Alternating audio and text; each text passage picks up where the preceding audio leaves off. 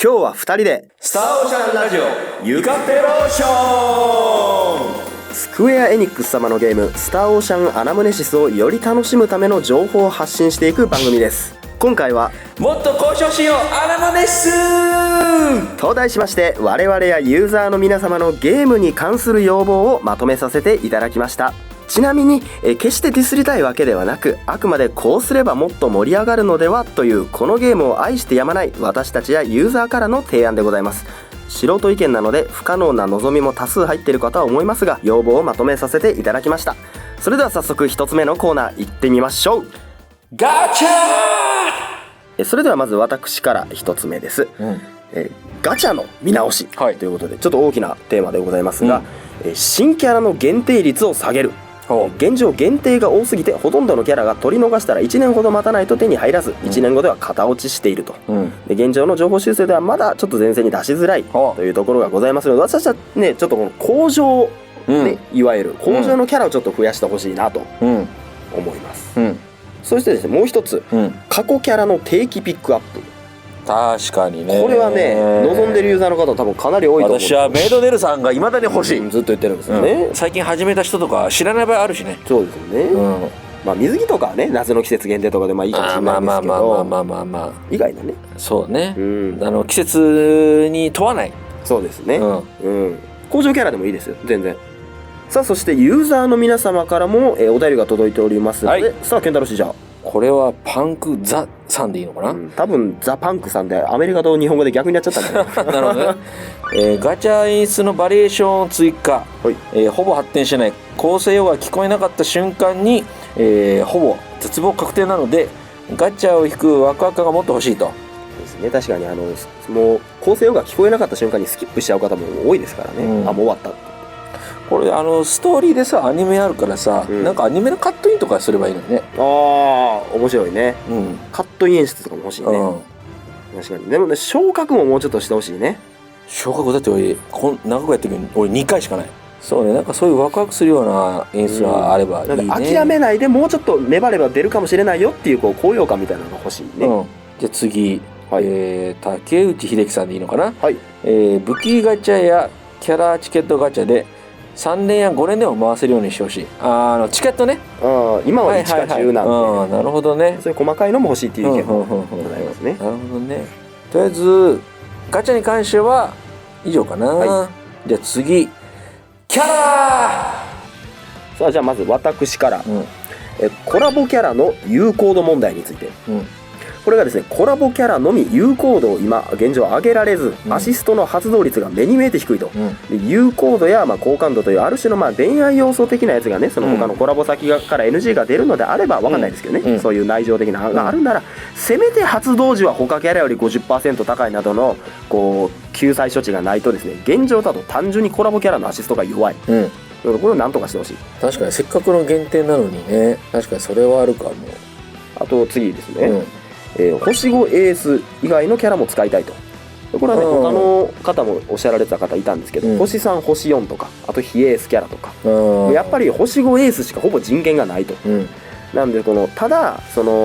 単に弱いだけじゃなくて、状況によって出す価値があるくらいにはしてほしいなと、私は思いますね。なんか一時ねフェイズ君がちょっと使えるみたいなやつはありましたけど、やっぱり今となってしまうともういやマルチに出すといやそんなんで来るなよと思われてしまう可能性がやっぱりねあると、なんでねこのアンゲリカちゃんとかね、ボリスとかね、毒がめちゃくちゃ効くとか、なんかねそういうのがちょっとあれば救済になるのかなと。例えばクエストで制限でエース使えないとか、そういうのがあれば別に絶対そのチケットとかでもらえるから、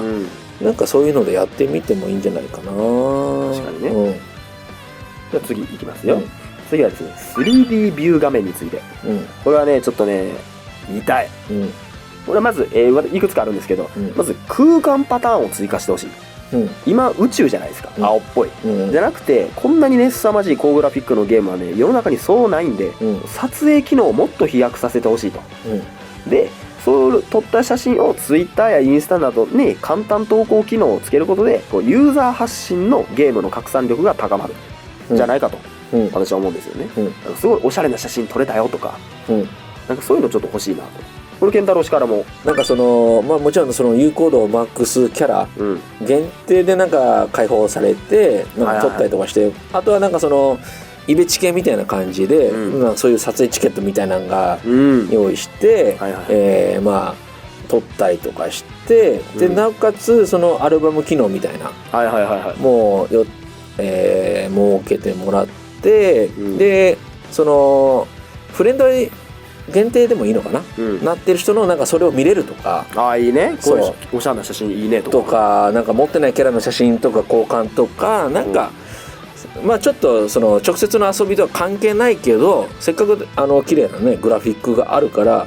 そういった活用法とかあってもいいのかな。確かにそういうのがあったらこのキャラ引きたいってなってガチャもあるかもしれないですもんね。そうね、そのなんか写真撮りたいがために欲しいとか、いやだって私も撮影会したいがために引いてるキャラ今までいますから。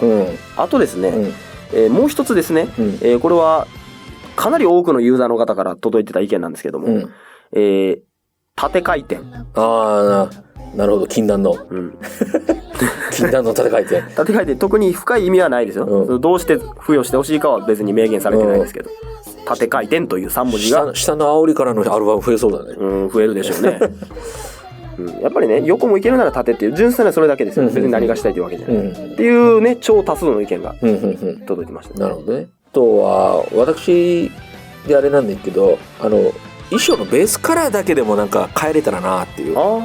スターオーシャンっていうとね、1P カラー 2P カラーあるじゃないですか。そういう感じのなんかあってもいいのかなとは。まあよく言えばなんかそう、例えば帽子とかなんかね、服とかなんかそこで細部できたら一番いいけど、まあキャラデコキャラクリみたいなね、近いような。そうあとはね、他にはね、お便りではね、ナイトブレーモルさん、ラッシュ干渉機能。確かにバトル中だと干渉するのに UI が邪魔なので、キャラ干渉と同じように一時停止アップ、別角度で楽しみたいな。これこそそれはね、ある撮影モードとかなおさらね、確かにちょっとグッてくるようなところと一瞬で終わったりとかね。俺カーリンのバレンタインの最後の足上げるところが好きだもん。あれとかね、確かにそれはあるな。いいね、これはいい線いってるね。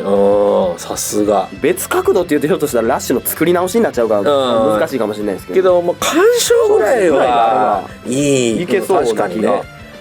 まあそれでなんかね、衣装カラーチェンジはちょっと難しいですって言われたら全然いい。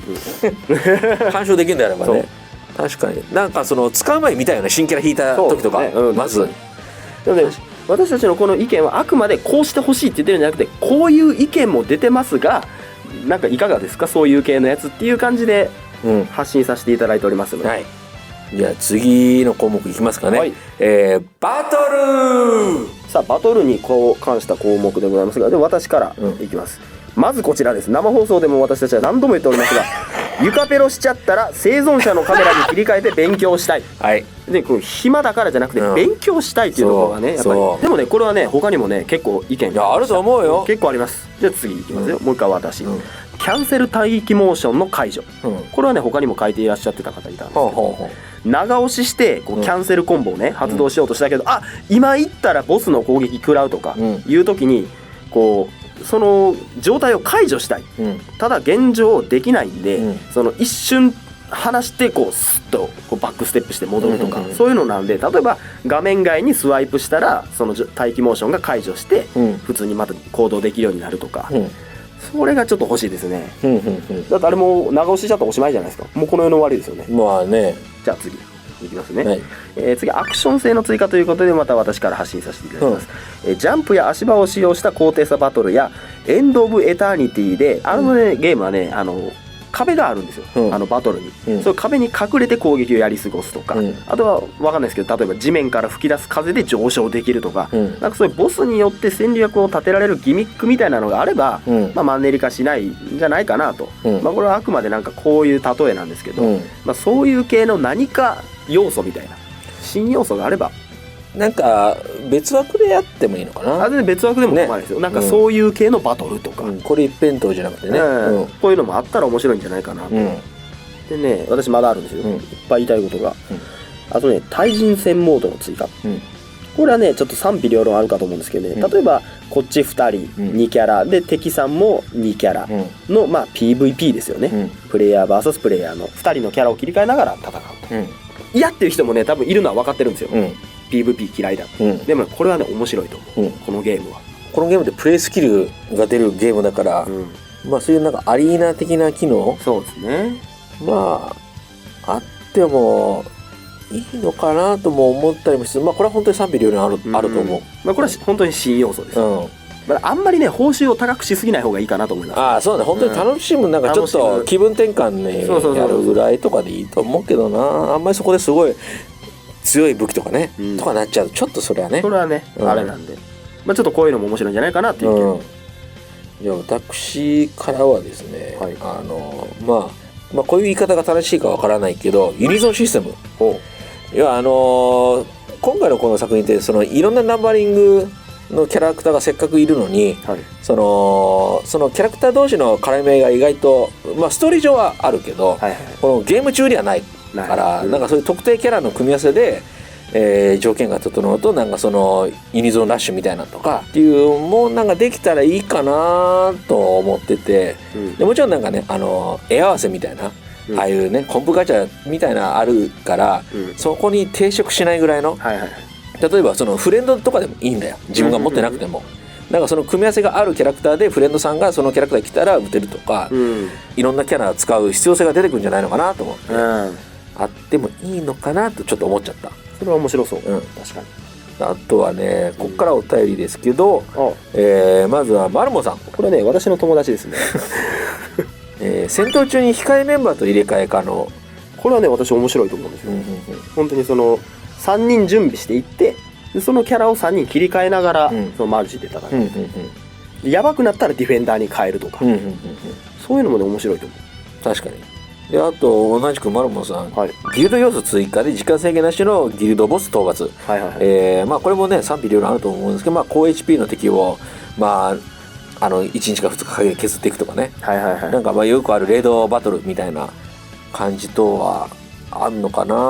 まあそのレイドバトルっていうとね、まあゲームによるけどその時間帯によってとか、そのいきなりランダムで発動して1時間で終わるとか、そういうのが結構嫌がられる人が多いじゃないですか。いやそんな時間ゲームできねえとか。なんでそのギルドボスとかにしとけば、まあそのある程度ちょっとね1日2日とか設けておけばそれを削りできるんじゃないかな。でも1日2日かかるボスってどんな体力してんだろう。50億とかですね。で次フェイトテスターさんとサリエリさんかな、オートキャラの挙動、ミソサキャラに待機や回復優先回避優先などキャラごとにある程度指示を出したい、キャンセルコンボを使用してほしい、ラッシュを使用してほしい。なるほどね。確かにね。オートはねすぐやられちゃいますからね。せめてラッシュは打ってほしいな。あとねこのね回復優先とか回避優先とか私結構ね、欲しいなと思う。確かにね。まあそれはもうどれぐらい細かくやるのかってちょっと分かんないけど、じゃあ次、カルシウム乳酸、アシストキャラの戦闘介入、バトルスキルやラッシュコンボやばいと思った時に敵の攻撃を防いでくる。これはちょっと熱いな。ね、なんかパッて入ってくるでしょ。入ってくるやつですね。まあこういうのもなんかカットインとか入ってきてもわーってなるかもね。やばいってなった時とか、これ2位なのかちょっとオートなのかはあれですけど、まあでも確かにそういうのはちょっといいかもしれない。一緒に共闘してる感は出ますね。そうだね。で次リンモアさん、ボスドロップ素材でアクセサリー作成。なるほどね。まあそうなるとそのあれか周回する意味合いが出てくるということなのかな。かもですね。アクセサリーの内容はひょっとしたらランダムとかで何が生まれるか分かんないみたいな感じになるのか。確かにね、そういうレア素材が集まると装備品が作れるみたいなのはちょっと面白いかもしれない。あとなんかこれは複数意見。ラッシュコンボの選択肢。この一つのキャラが今、ラッシュ一つしか持ってないんで、これを2つとか持たせて、その内容が違うとそのボスによって切り替えてセッティングしたりとか、そういうのがあっても面白いんじゃないかっていう意見ですね。なるほどね。なんだったらこのなんか衣装違いのキャラクターのやつとか使えるようにできないのかな。そうですよね。まさに。いやキャラクターは一緒だからさ、なんかそれ限定でもいいのかなと思って。それはね面白そう。これは次これなんていうの JJ コンパニー X さんでいいのかな。 JJ カンパニー JJ カンパニーか、キャラに神話で追加、これもでもさっきのとちょっと違うけど、倍率はランダムで何度もミッションを周回して覚えさせる。なるほど。新しい技手に入ったっつってもその倍率とかランダムやから、いまいちだともう一回やろうかなとか。なんかこうスキルを習得するみたいな感じなのかな。なるほど。そうなるとあれなんかキャラ特有じゃなくて多分万能的なやつなのかな。なるほどね。要はやれ込み要素っすよね。そうですね、まさに。じゃあ次の項目は、ユーザーインターフェース。はい、じゃあ私からまずですね、周回の効率化ということで、現在だと例えばメインミッションのストーリーをね、シングルで周回する場合、勝利しました報酬確認ポチ1回押します、で有効度やフレンドの確認でもう1回押します、シングルプレイ開始ってボタンを1回押す、フレンド選択っていうのを押す、ミッション開始っていうのを押す、最終確認いきますね、はい OK っていうので6回押さないとね、次の再戦させてくれないんですよ例えば、勝利した後の画面で報酬&有効でフレンド確認っていうのをもう1画面にまとめちゃって、でそこに出るボタンがランダムでフレンドを選んで再戦とかっていうのにしとけば、もうこのボタン1回押すだけで、もう1回新しい戦闘が始まるじゃないですか。確かに再戦っていうボタンは今あるけど、あんまり再戦じゃないんですよ。1回押すだけでできるようにとかね、ちょっとこれはしていただきたいな。結構ね今ね6回はね大変です確かにね。で私からもう一つ、メインストーリーのですねクエスト位置や順番未クリアのバトルがどこに残ってるのかの明確化と、現在ですねメインストーリーのシナリオのところが、すごいこうなんていうか散逸してるというか、いっぱいあるよね。そうですね、次どれやと、まだクリアしてないバトルどこにあるんだっていうのがね全くわからない、一回開かないとわかんないんで、これはちょっとなんとかしていただきたい。イベントのやつは結構わかりやすいんですか。釣り場になってる、釣り場になってるからね。であとね私ねもう一つあるんですけど、ショップのコイン交換のところで、このコインが手に入るバトルへ行くっていうボタンを配置してほしい。主に復刻とかで、その今だとこのコインはどのクエストに行ったら手に入るのかっていうのがこう一つ一つこうコインの形状とかを覚えて、イベントに行ってボタンをイベントページを開かないと分かんないんですよ。確かにこれはあるな。なんでエッグコインの交換所に行ったら、エッグコインを手に入れに行くっつったらもうエッグコインのページに行くんですよこのエッグコインのボスのところに、これはね欲しいですね。確かに。だって覚えらんないんですよ。覚えてないもんな俺も覚えてないミカエルとかだったら分かるんですよ。あとねまだあるんですよ。パーティー編成数やスタンプページ数の追加をしていただきたい。これは要望ある人もいるんじゃない。これもう足りない。でそのスタンプに関してもう一つ私あるんですよ、バトル中反対回りでページ移動可能。1ページから4ページに逆移動したいこれはねよくある。これはね思ってる方も多いと思います。これはお願い。やっぱリール上みたいに回ったらいいよね。そうしてぜひいただきたい、ね。じゃあ次は俺かな。俺キャラソートでね、今その名前っていうのがあるけど、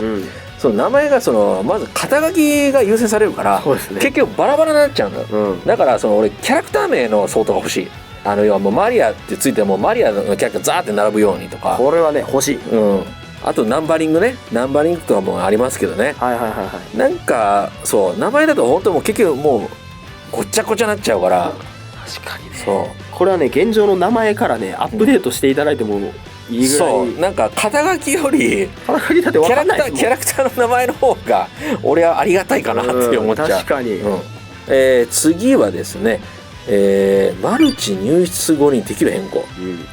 これはね確かにある。これはねこの項目ね超多数意見あります。これはね俺もあるわ。やっぱ買いたい時あるよね、かぶっちゃった時。そうこれねキャラや装備のチェンジが可能にと。そうだね。装備もね、確かにそれはある。間違えた場合もあるしね。装備間違えたあるの、これねシングルの時とか特に、ね、装備の変更とかを、その場でしたい、今見るしかできない、確かに。マルチの時はキャラを変更したい、あとは攻撃属性の表示。そうですね、マルチとかで入った時にピコンって私は光属性ですよみたいなやつがあると、これもね多数意見ありましたね。あとこれね、俺がもう前から口酸っぱく言ってるやつ、武器に属性アイコンつけてほしい。いや分かんないもん名前とかで。本当にね今ね本当に記憶しないと分かんないんですよ、私たちの頭で不可能です。たまに俺も諦める時あるもんめんどくさいからもう本当にね武器にね炎のアイコンとかのねやつをポンってつけてほしいんですよ。そうね。あと何ほらモンスターの種別ごととかはい、そういうのもあるね。そうあるから属性なくてそういうその種別特化の武器とかもあるから、その辺をねだからこれをね早急にやっていただきたい。これはねこれあるとないと本当違う。全然違う。もう一回俺武器見ても押してそう押して押さないと分かんない。そう押さないと分これかんない。1年ぐらい前からずっと言ってるよね。これはね本当にねまずこれだけでもやってほしい。もう来週の新キャラはもういいので、先にこれをやってほしい。これをやってほしい本当に。であとはあなたの友達のマラモンさん、はい、フレンド周りの強化。これもね確かにね、誰がフォロワーか見られるように。そうですね。これもね意見いっぱいございましたね。相互です。じゃあ相互です。相互はまあ分かるかもしれない。フォロワーですよとか、あなたがフォローしてる人ですよとか、なんかそういうのがちょっとピッてついてるだけでも、そうねお部屋に入った時点で、そういうのでも違う。それはねある。せっかくねフォローしてくれてんのに、こっちが一方的にしないとすごい嫌なやつって。でそれ事前に分かればありがとうとかそのスタンプも押すわけですよね。確かにねそれはあるよね。現状ねそのフレンドになるメリットみたいなのがあんまりないんですよね。だからこれをねもうちょっと強化して、例えばそのフォローしてる人の部屋に入りに行くとか、なんかそのもっと友達同士で遊びやすいようにしていただきたいなという意見が結構ございました。じゃあ次はこれは我々のねお世話になっているマリハイさん、ストーリーまとめ、そのメインのねメインストーリーこれはね順番にストーリーで本当にアニメとか映画見る感覚で流れていくと。で次、ラビアキさん、装備倉庫にある武器も強化可能に。普段使わない武器を引いた時倉庫内の武器も選択できれば楽。まあ確かにね上限解放とかをね。じゃあ次は、いきましょうかね。その他なかなかコールするようなものでもないですけど、最後にざっくりその他でまとめました。これね私ね一つねぜひ言いたいことがあるんですよ。復刻イベントについて同時開催の本数をちょっと絞っていただきたいと。いっぱい開催してるとみんな分散しちゃってマルチいねえということがあるんで、これはそれぞれ欲しいもあるからね。ある程度ね絞っていただきたい。あとねこの間ございました復刻報酬の定期リセット、これを強く望みますね。定期リセット定期じゃない復刻リセットはね激アツでしたね。ってなるとやっぱりねマルチに入るんですよね。あとね低確率で紋章石なり希少価値の高いアイテムなりが落ちれば、欲しい復刻報酬を取り終えたユーザーもマルチにねまた潜るので、マルチがかそりにくいと。現状もう欲しいのを取り終えた人はもう現状周回する意味が復刻コインの貯蓄以外ほぼないんで、ある程度ね貯蓄しちゃうと、もうしないじゃないですか、普通に遊びたいっていう人以外は。そうね。していただきたい。遊ぶ理由を増やしたいって感じだよね。じゃあ次これは先ほどのパンクザさん、ディープスペース、多人数参加型要素、ホストがスタミナ消費で、先端ちょっとない、それに参加した人たちと探索するなどかかる時間は長くてもいいので放置しがちなディープを開く機会を増やしてほしい。なるほどね。もうやり方だよね。確かにディープスペースはね、放置されがちですからね。私もよくそうだけど。そうですじゃあ次フィンさん、発給開催日を増やしてほしい。これは確かにある。ありますね。平日休みの人が遊びづらい。まあ確かにもう日曜限定しなくてもいいんじゃないのかなと思ったりするけどな。これはちょくちょく聞きますよね。やめてくれと。一日にしちゃうとね、シフト休みの人とか遊べないんですよね。そう。日曜いろんなことやってるから休みって案外。じゃあ次、これはアクトさんとつくねボンジーさん他の方からも艦のデコレーション、船ですね。そうですね。イベントでしか手に入らないインテリア、それを配置することによって得られる効果、例えば湯豆プラス3%など自分だけの船を作るやり込み要素。これはね本当に書かれてる通りで、プラス 3% ぐらいのもんで私もいいと思うんですけど、やっぱり艦長なんで、その他のゲームでもタウン的なのもあったりしますけど、なんかそういうのやつのなるほどね。船のデコレーション、であとは肉屋シャムネコさん、武器以外の装備でも見た目の変更があれば、例えばアクセサリーとか帽子をつけたりしたら、なるほどね、帽子とか、いろんなアイテム、それこそなんかそのアイテムで買ってとかかもでもいいかも。別に課金でも構わないわけじゃないですか。であとはねこれがね非常にね、名前をなんて呼んでいいか分かんないけど、テロップで見てください。そうですね。いいしか分かんない。アクセサリーのカスタマイズ。現状アクセサリーってそこまで爆発的なこのステータスはないじゃないですか。外費半減とかはでかいですけど、なんでもうちょっとねカスタマイズできてもいいんじゃないかと私も思いますね。あとまた同じ人で、ギアと覚醒プログラムもシードやインゴットのように個別のミッションとして。覚醒プログラムはね、覚醒プログラムさ、一番最初の頃みたいな戻してくんねえかなって思っちゃう。あの時はね良かったんですよ。ディープスペースになってからですよね。そうちょっとなんか欲しいものが全然手に入らないから、なんかいいやってなっちゃうもう、あまりにもなんか入らなすぎると。私ねこいつゲームやってないのかって思われるの怖くて言ってなかったんですけど、私ディープスペース1年以上やってません。1回も1回もやってない。大変なんですもん。だってそうだね、課金してブーストで、貯められるのはできるじゃないですか、覚醒パックとかあるんで、なんでねそういうので紋章石を消費してっていうのもあるんですけど、とりあえず以上かな。そうですね、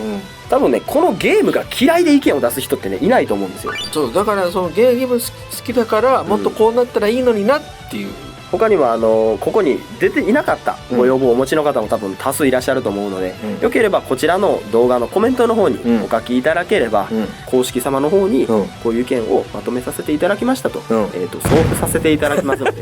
私の個人的なアカウントから、なので、コメントの方もぜひ皆さん書いていただけると、ひょっとしたら見ていただけるかもしれないですね。可能性を信じて。そうですね、可能性を信じて、ということでございます。はい、それではお時間になりましたので、また次回のスターオーシャンラジオゆかペローションでお会いいたしましょう。さよなら。さよなら。味わおう全ての床を。視聴者だけが生き残る配信者の恥ゆかペロ戦団、娘リリア370年爆死はもはや伝説。コスプレ撮影会ではキモすぎると女子はドン引き。スターオーシャンアラムネシス GM チャンネルにて実況動画配信中。